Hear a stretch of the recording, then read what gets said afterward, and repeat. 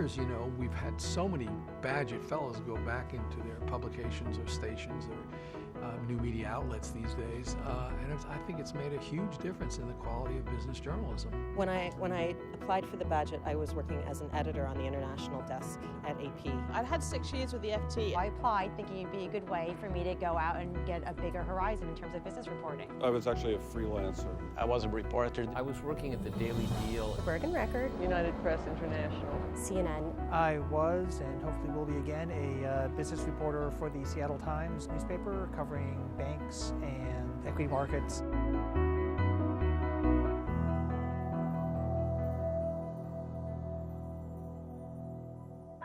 I applied for the Bagehot because I really wanted to get a lot smarter in accounting and finance, and it did the trick. I actually needed a break to reflect. And it seems like such a different thing to do. I wanted to be equipped. I really wanted to move up another level, so that's why I went for it. I found myself increasingly writing business stories, covering earnings, talking to company executives. I knew there were a lot of stories that were out there that you could only understand if you had the same training as the people who were running the banks and the companies. I thought it would be useful to get some formal training in economics and business. The ability to see stories and data is immensely valuable for any journalist. I thought it would give me an edge. It would make me a smarter reporter, and that's what I wanted. I remember the first week of business school. 10 of us and hundreds of them. Everyone was terrified that I was going to write a book about them. The business students sort of aren't quite sure what to make of us at first. They have a hard time pronouncing the word Bagehot. They can't quite understand why we're there. I mean, they know that you are a journalist and you are, let's say, different. Most of them really enjoyed just knowing that there was a journalist in the room. That first day, we all sat there thinking, oh my God, what have we done?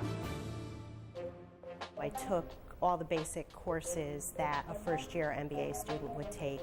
Corporate finance. I like corporate finance. Corporate finance. I've never cried over a spreadsheet before. I have an accounting midterm in 2 days. The hardest and the best was accounting. Accounting, you'd set aside 2 hours to do an accounting homework, and it would take 14. And I absolutely loved accounting. Accounting made no sense to me. Well, accounting can be scary to journalists. It was like a mystery puzzle. There's lots of leeway in the rules. What doesn't kill you makes you stronger, and that's how I feel about accounting. It was fantastic. I was much better at finance and macroeconomics. Well, statistics is very difficult, wasn't it? It was exhilarating.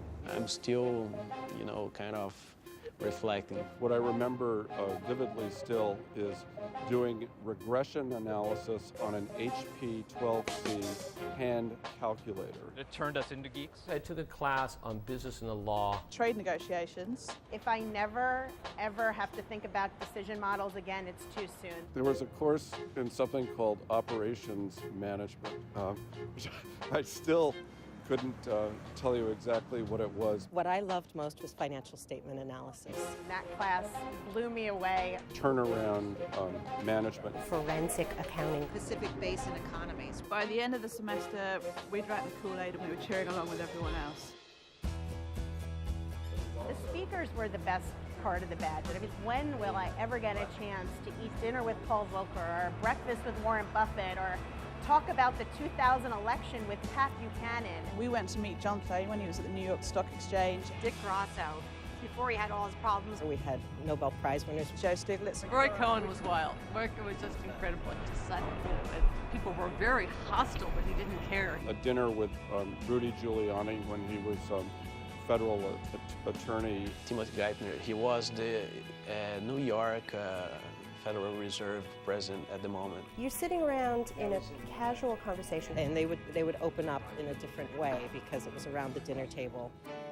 The credential indicates a seriousness of purpose and a skill level that others don't have. More than that, I think it makes you a better reporter. I was actually able to learn what motivated business people, how they made their critical decisions, and that really helped me cover business in a more serious way. It gave me that much more confidence to turn myself into a true columnist. Every time I sit down to do a story, I feel like, wow, I'm so lucky that I got to do this program. I wanted to be a Bagehot again when I was finishing the Bagehot program.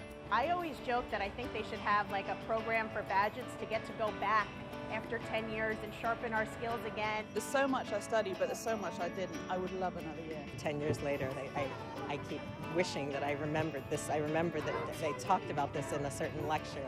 I keep wanting to find my notes and look it up. If I had the chance to do it again, yes, I certainly would.